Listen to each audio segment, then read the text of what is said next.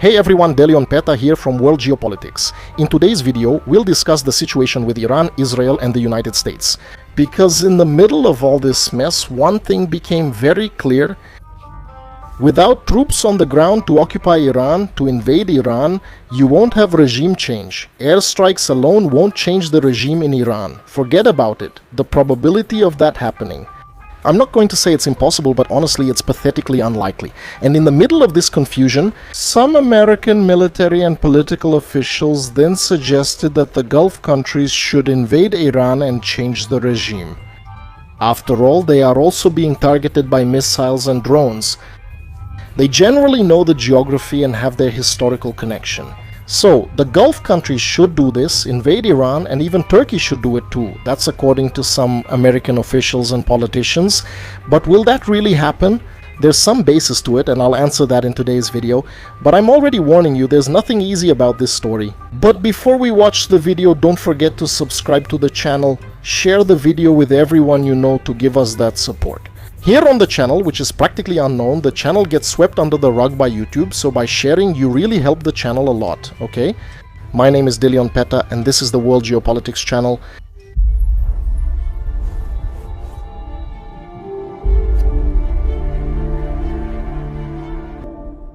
There are several barriers to a regional invasion of Iran.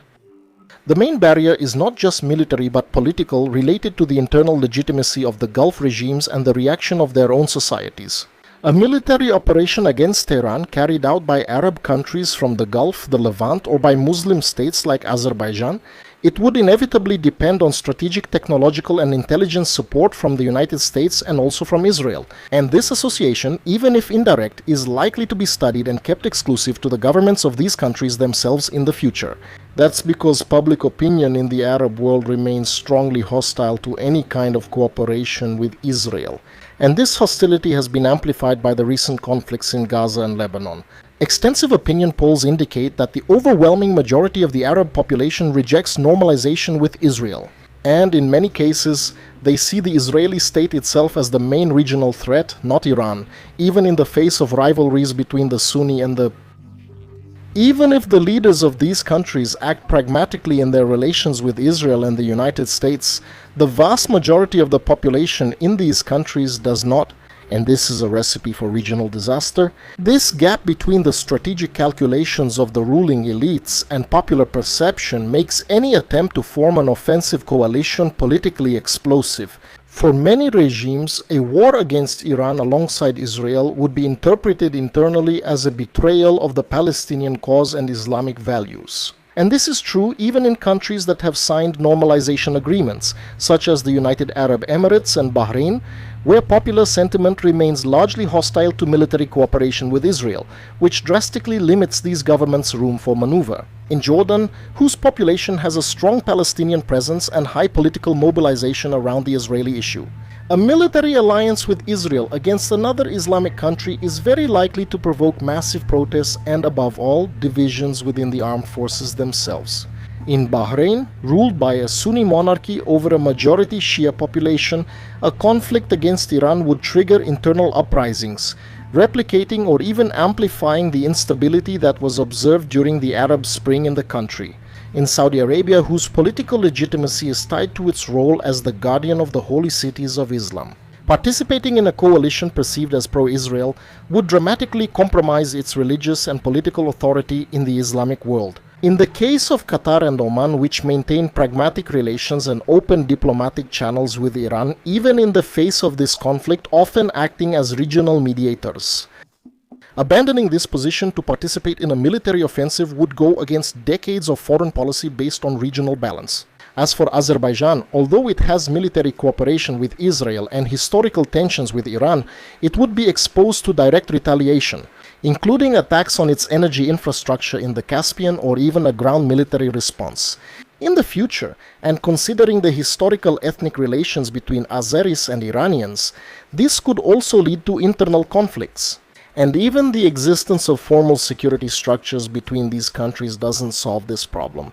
These alliances were essentially created as defensive mechanisms aimed at deterrence and inequality and at containing external threats, especially those related to the Iranian nuclear and ballistic program. But turning this arrangement into an offensive coalition would require a radical change in the strategic perception and political narrative of the countries involved. And just the argument that they were attacked by Iran probably wouldn't be enough. Furthermore, there is no consensus among the possible members about what the ultimate goal of a conflict would be. Would it just be containing Iran? Would it be pressure regarding ballistic missiles? Or would it even be overthrowing the Ayatollah's regime? And that makes any joint military planning difficult. The diversity of political regimes and strategic interests also complicates the formation of a unified front. Because if we include Turkey, for example, things would get even more complex, since Ankara has its own regional ambitions and ambiguous relations with both the West and the Middle East and Russia. But, in addition to social pressures, participation in a coalition against Iran would open the door for political exploitation by non-state actors such as the Muslim Brotherhood, Iran-backed militias, or regional insurgent groups that could use association with Israel as a tool for popular mobilization against these regimes. In already sensitive political contexts, such as in Bahrain or even within Saudi territory itself, this factor could greatly increase sectarian and tribal tensions, but there is still another factor, a very tiresome one to repeat, which is what the youngsters from pseudo-military channels tend to ignore: logistics. Things, as incredible as it may seem, don't just appear out of nowhere to magically show up somewhere else. You need to transport them, and in war that makes all the difference. And even if we ignore the internal political barrier I mentioned, the feasibility of a ground invasion of Iran is just nonsense. Given the logistical, operational, and economic reality of modern warfare, the initial mistake is confusing nominal strength with actual offensive projection capability, adding up the number of active soldiers from Saudi Arabia, United Arab Emirates, Qatar, Azerbaijan, Jordan, Oman, Bahrain, and even Turkey. It creates a statistical illusion, but it doesn't automatically translate into invasion power. In any modern army, only a fraction of the total personnel actually makes up the real combat force. The so-called teeth, while the majority is absorbed by the so-called tail, which is transport, maintenance, supply, engineering, communications, medical evacuation, administration, convoy protection, and even the overall support of the campaign. It is precisely this relationship between teeth and tail, known as the tooth-to-tail ratio, that defines a country's true offensive capability. That's why few things are as foolish as going to a military ranking website and thinking those numbers actually mean something. That's because military math is ruthless. And if you're from the humanities, I'm sorry, because this is where a lot of humanities experts get it wrong. If the total contingent is T and the combat part depends on a logistical multiplier K, then the real offensive tip is just T divided by 1 plus K in practical terms. This means that a coalition that on paper seems to gather more than 1 million men would not put 1 million frontline fighters on enemy territory, but maybe something between 1/4 to 1/6 of that under ideal conditions, and even less in a vast mountainous and hostile theater of war like Iran. The greater the QT, the smaller the QL. Either you equip the soldiers better, or you increase the number of troops, which creates another problem, which is the type of mission.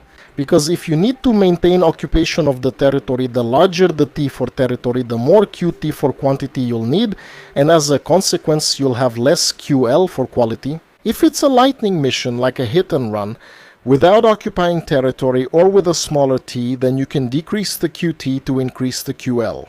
In an optimistic scenario, what we have would be 1 fighter for every 3 support soldiers. In other words, only 25% of the nominal force would reach the front line if the ratio goes up to 1:5 or 1:6, which is plausible in deep operations through mountains, deserts, and that require long supply lines.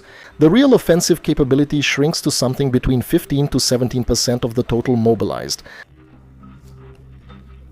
both by historical experience and by professional military doctrine. Since World War II, the proportion of troops actually engaged in direct combat has been decreasing, not increasing, even as the world population grows, because modern warfare consumes more and more fuel and maintenance. Until World War II, war basically came down to grabbing any guy. Give him a uniform, a helmet, a rifle, some ammo and rations, and a pat on the back, and that's it. Go defend your country. But today there are more resources like night vision goggles, batteries for those goggles, special radios, specific grenades, bulletproof vests, and a bunch of other stuff. You think it's overkill and you don't need all that, right? But then, if the other side has that, which is the QL, then the chances of the enemy soldier surviving a clash against your soldier will be higher. Because again, you either prioritize the QT or the QL. The more mechanized and technologically sophisticated the force is, the greater the logistical dependence. A modern offensive army is not just a mass of armed soldiers. It is a continuous supply machine that needs to keep armored vehicles moving, aircraft flying, troops receiving water, ammunition and medical evacuation, and replacement of combatants. And all of this at an uninterrupted pace. In Iran's case, this equation becomes even more complicated, because the theater of operations is not flat, compact, and permissive. It's a vast area with mountain barriers, territorial depth, and multiple road bottlenecks. Each kilometer advanced stretches the invading force's logistical lifeline and increases the need for protection in the rear. Western doctrine clearly recognizes this in its logistical support manuals. It's not a secondary function, but an existential condition, a maneuver. The French model, for example, makes it clear that the purpose of support is to allow the force to fight and endure. In other words, it's not enough to attack, it's necessary to sustain the attack long enough to turn the advance into dominance. This requires strategic and tactical transportation, maintenance in operational conditions, support for the combatant, medical support, and a constant flow of ammunition. In other words, before a brigade advances, it's necessary to build an entire ecosystem of bases, coordination, combined arms, workshops, depots, supply networks, and rear security. Thus, the number of troops actually available to break through, exploit, and occupy is always dependent on the size of the apparatus needed to keep them alive and operational. And all of this is much less demanding for defensive troops. And don't forget how the Saudi forces suffered greatly in Yemen, against a force that was pathetically weaker than the Iranians. And the contrast with Russian doctrine further reinforces the Russian logistical system, which is based on pushing supplies from more centralized centers and is heavily dependent on railways. It showed in Ukraine how offensive columns can become paralyzed when their routes are cut off or stretched too far. When that happens, trucks replace the railways, and as a result, fuel consumption skyrockets, maintenance collapses, and the advance turns into a vulnerable traffic jam. And when we apply this to Iran, we see that this problem is even greater in an offensive against the Iranian plateau. Especially along mountainous routes or with sabotaged infrastructure, it would turn the roads into bottlenecks. The likely result would be the buildup of convoys, armored vehicles, and fuel trucks in predictable corridors, exposed to missiles, drones, sabotage, artillery, and irregular actions. Instead of a triumphant march, the Gulf coalition would risk repeating the pattern of offensives that stall. Not because the enemy destroyed the entire attacking force, but because it destroyed or disrupted its ability to sustain itself. The personnel data reinforces precisely this difference between sheer volume and useful capability. Countries like Saudi Arabia, the United Arab Emirates, and Jordan have significant forces on paper, while others, like Qatar, Bahrain, and Oman, have smaller and more suitable forces, only for limited defense or complementary action. Even Azerbaijan, which, although it has recent experience in regional warfare and good mobilization capability, does not have the logistical depth to sustain prolonged campaigns over Iranian territory. And Turkey, if it were included, although it would add military mass, industry, and expeditionary experience, it would not automatically solve the central problem. On the contrary, it would increase the complexity of command, political alignment, and logistical coordination of a heterogeneous coalition. Because yes, these fighters from all countries would still have to organize among themselves with different traditions, histories, rivalries, and objectives to organize themselves in a war. Most of them have never fought in a war. The lessons from recent conflicts point in the same direction. In Ukraine, Russia underestimated logistical friction, defensive resilience, and the difficulties of turning an initial breakthrough into a sustained conquest. That is, occupying a territory and holding it. In the conflict between Azerbaijan and Armenia, technological superiority and the use of precision weapons showed the ability to disrupt the enemy and achieve tactical gains. but they did not eliminate the structural difficulty of consolidating control over complex terrain. In Syria and Iraq, it became clear that adaptability, elastic defense, integration between forces, and local resistance matter just as much as brute force. And all of this is particularly relevant in the Iranian case because Iran would not be a passive target but a large state with ancient origins, sanctioned and accustomed to pressure. With significant domestic production in critical areas, mobilization capacity, irregular networks, and strategic depth, the economic dimension further aggravates this problem. The defense budgets of the Gulf countries, although high, were mainly structured for the maintenance of armed forces in peacetime, with large salaries for high-ranking officers who are usually connected to the royal families or the government. Purchase of sophisticated equipment and their regional actions, and not for a long, costly, high-intensity war of conquest against a country the size of Iran. Guided munitions, which are excessively scarce in the world, fuel, spare parts, repairs, troop rotation, and missile defense systems, which are also becoming increasingly rare. Replacing losses and prolonged occupation would consume resources on a brutal scale that these countries have never seen before. And that's not even counting the indirect costs like damage to their infrastructure. Because of the war, Iranians would probably not remain passive. Flight of investments, increased maritime insurance, shocks to trade, and the need to protect energy facilities. And especially the desalination plants, which are absolutely essential in the Middle East, where there is a shortage of water. The most sensitive point, however, is that the very economic structure of the Gulf would be hit at its core. And even though the United Arab Emirates don't depend so much on oil money, they rely on tourism and international investments, which have turned the region into a kind of tax haven, and in a war, these assets would be pulled out of there quickly. And even without a total shutdown, just a few weeks of serious disruption would be enough to trigger global economic shocks and directly hurt the economies of the coalition members themselves, whose wealth depends precisely on regional stability.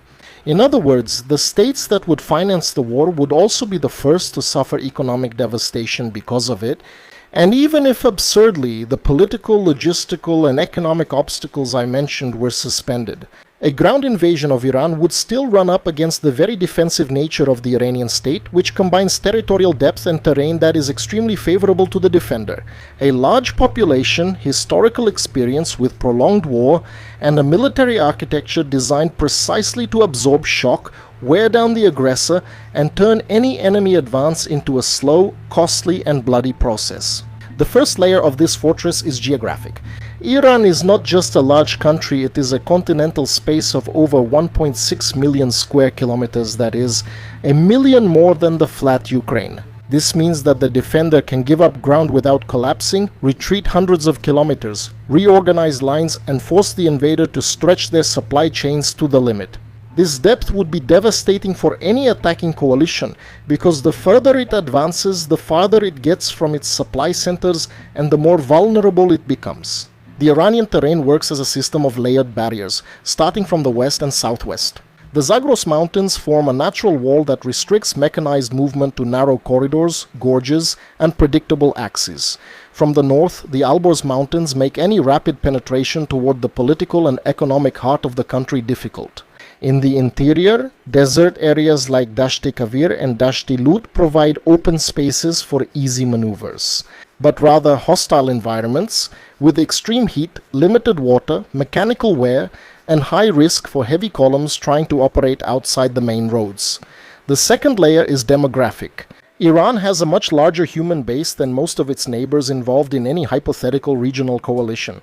With more than 90 million inhabitants, that is, twice as many as Ukraine at the start of the war, the country has a large enough demographic reservoir to sustain a prolonged war. Replacement of losses, territorial defense in depth, and additional mobilization in case of an existential threat. And this population mass becomes even more significant because Iranian history shows a recurring pattern, which is that even with deep internal divisions, political crises and tensions between the state and society have not historically prevented national convergence in the face of foreign aggression. In other words, even if there are conflicts between different groups in the country, when a foreign force imposes itself, it's normal for these differences to be temporarily set aside to confront the invader. The most evident example was the war against Iraq, when the regime managed to turn external invasion into a factor of patriotic cohesion in a country that was deeply divided. In other words, I would say there's a 75% chance that an attack on Iran, instead of fragmenting the country, would end up strengthening its defensive mobilization capacity and making the peoples of the Middle East stronger. It is an organic, urban, and institutional nation. It wouldn't be enough to cross the borders or penetrate mountain corridors. It would be necessary to deal with large-scale urban centers, especially the capital Tehran. A metropolis of this size doesn't just represent population density, but an ideal environment for symmetrical warfare, prolonged urban combat, ambushes, barricades, sniper positions, sabotage, and massive consumption of invading troops. The cost of clearing, occupying, and maintaining a city the size of Tehran would be monumental, which I believe no army on earth today possesses. Notice that I'm not even saying it would be something easy for the Iranians. It would be devastating, especially with the United States providing air support, but it would be a nightmare if the Gulf countries take the risk. And I'm going to be very clear here, I don't believe that's going to happen. The costs of an offensive operation against Iran would be extremely high, especially for countries that would be facing economic collapse just by being at war. The first 24 hours of the operation by the United States and Israel against Iran have already been estimated at $779 million, with total costs reaching $3.7 billion just in the first 100 hours. So, a ground invasion operation would be colossal and something unfeasible for countries that, on top of that, would be suffering from the economic and political damage of this very war. And well, guys, as you saw, the political element is very significant. It's not like people think that suddenly a conflict will start in a distant country that has no ties to theirs. Politically, that already causes a lot of problems. Just look at the Vietnam War, but imagine then when you have these cultural, ethnic, and religious issues involved. Even if the leaders of that country decide to enter the conflict, it will have internal repercussions in the countries involved. So it's a very complicated scenario. Now, if you think that none of what I said has any basis, because the important thing is to overthrow dictatorships, and dictatorships will magically fall because of the magical power of democracies. That's fine, just ignore everything I said. After all, I went after it and was able to bring you a technical, dense video packed with information, which isn't the kind of video that attracts most people. In general, people want a 3-minute video explaining things quickly, which is not the case here on World Geopolitics. You want quality content, dense content? And do you know why I can afford to take days and days to make content and as a result bring something more robust? Thanks to the members, more than 90% of the channel's budget comes from the members. So, consider that by doing this, you'll be making sure I can keep having this academic freedom, this creative freedom to bring more robust, denser, and deeper topics when I do my research, alright? And of course, in return, you'll get a bunch of exclusive content for members, exclusive live streams with me, and also exclusive playlists for members. You'll find courses on intelligence, counterintelligence, and the geopolitical histories of the United States and Mongol Empire. Become a member to see everything available. And of course, with that, you keep making sure that World Geopolitics not only continues to exist, but also maintains its academic and creative freedom. Alright, think about that. Thank you all, see you in the next video, and goodbye.